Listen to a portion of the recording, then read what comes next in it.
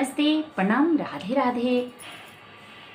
आज तो साल के पहला दिन है। रुआ सब कहाँ कहाँ घूमे गए रही जा, कमेंट करके बताए जा। हम तो कहीं गई नहीं ना, जब सालों भर घर ही रहे के बाद तो का जाए के बाद घूम आई जा। एगो गीत लेके आई बनी, अगर अच्छा लगे तो लाइक सब्सक्राइब शेयर कर ला भूलब जा, और कमेंट में बताए जा कि हमारे गीत कैसा लागल बा रुआ सबके।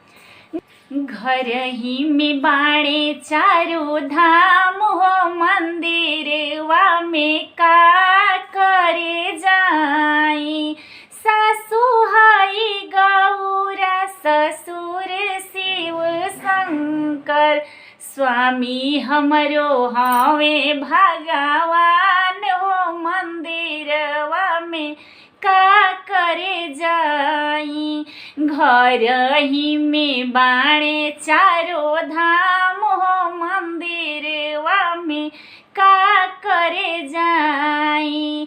गोतिन हई गौरा, भसुर शिव शंकर, गोतिन हई गौरा, देवर शिव शंकर, ननदी हई लक्ष्मी जी हमार हो। मंदिरवा में का करे जाई।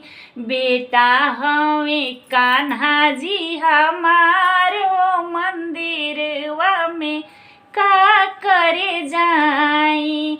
घर ही में बाणे भगवान हो, मंदिरवा में का करे जाई।